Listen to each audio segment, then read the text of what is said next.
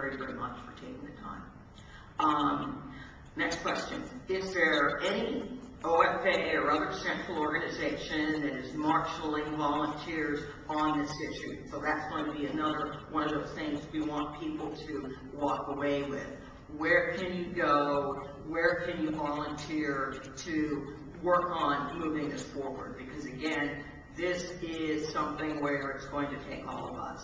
I'm going to grab a piece of it, and then we'll let other members of the panel grab some too.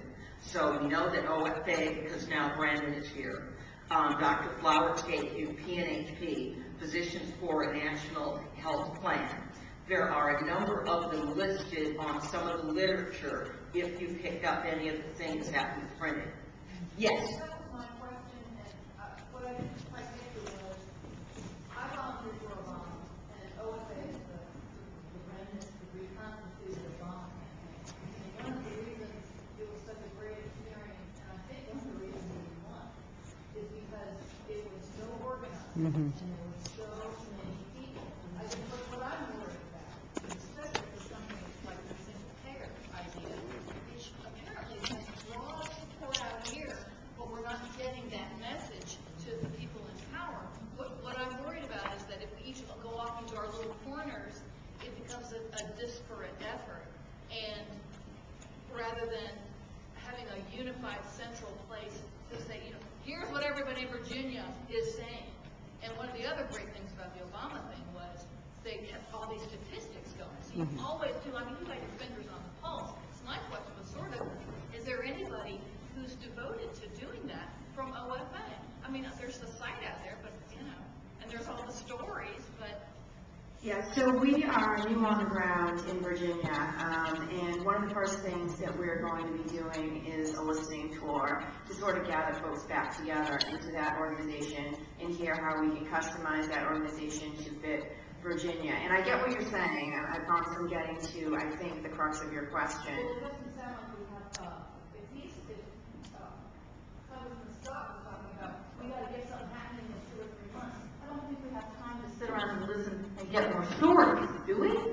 Don't we all sort of know what the stories are?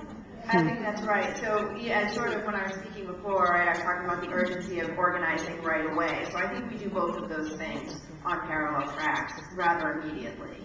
And we need, truly, in order to rebuild that organization, the way it was built during the campaign was bottom up from all of you. Staff acted as a catalyst to sort of help channel people's energy, but certainly as someone who was on the campaign myself, when we showed up in states, people were already working and excited and energized and organized, right? And it just took staff to sort of harness some of that energy, and we learned a lot from volunteers, and we wanted to follow that similar model. I think it gets a little bit more complicated with issue-based focus, quite frankly, because there's more room for nuance, and that's why we need to do a lot of listening, because we have to figure out where are the common threads. It was very easy for us to all say, we support Senator Obama, we support President Obama, and we came at it from a lot of different angles, right? That was the magic of the campaign. We worked side by side with people that we may never have found ourselves in a room with before,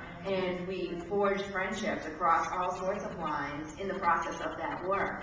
It gets more complicated when it's on an issue-based focus. It's a little bit more of a struggle. That doesn't mean it's impossible, it's just a new challenge for us. Certainly, when those of us who were on board early started on the road towards electing Barack Obama president of this country, most folks thought that was an impossible thing. So though it's challenging for those of us who come to the healthcare debate from different angles with a different perspective to build as broadly as we did during the campaign, I certainly believe that we can do it. And it takes organizations working in coalition as well. I don't think there will be just one organization. There will be OFA, there will be the other organizations represented at this table, and organizations that are beyond this table. So the challenge for us, if we're going to get healthcare done now with this extraordinary window of opportunity, is how do we figure out, coming from different perspectives with all these stakeholders, how do we find something to agree on, some place to start from, somewhere in some way that we can with our neighbors say, people can't wait for health care any longer. We've got to cover more folks, and not just do we have to cover them, but we've got to get them that primary care that was talked about, and we've got to get them that quality of care, not volume, but quality. So I think I would invite you, as a community member concerned about this, to be a catalyst in your community to bring folks together. Utilize the infrastructure of these organizations and figure out how to work across organizations. I certainly think that we can do it, but it is a challenge, and OFA offers one infrastructure to do that. We do have our stories tool online, and now that stories tool is going to be populated with the people that are needed to build the numbers. Now that we have staff here, we can reorganize at the neighborhood level, which people have already been doing before we got here, quite frankly. But we can help knit those pieces together. And we also, Tara, will you just wave your hand quickly? We have Tara in the audience who also has a healthcare declaration form with her, which is an organizing tool that folks can take and use or fill out to sort of indicate their support, at least for the principals. And where we go from there, I think, is up to the organizing efforts and the direction given by the community. Dr. Miller? Oh, and Congressman Scott. Hello, I'm Dr. Susan Miller. I'm a family doctor. I have a story really similar to Lurla, except that instead of being in a rural, mostly African American practice, I was in a white middle class practice out in Midlothian, and most of my patients had insurance. But 4 years ago, I left private practice because I was so disgusted that I was propping up a broken system, and my patients were getting shafted too. I'm now on the faculty of medical school, and I do health system redesign, and I'm a patient safety fellow, and I just became a physician informaticist. So I can tell you a whole lot of ways that the system could be better and could be cheaper. But I ran up against a wall, which was the financing system, and that's why now I am the organizer for the Virginia branch of PNHP, Physicians for a National Health Program. So this person over here asked, what can we do and how can we hook up? And this is what I tell you, if you're a doctor, you need to join PNHP because they've been laying the foundations for this for the last 20 years, and all these activist physicians here are all members of PNHP. If you're a nurse in this audience, go find out about the California Nurses Association because they have been leading the way, and they've passed single payer twice in the state of California, just to have it vetoed by Schwarzenegger. So they're organizing nurses all over the country.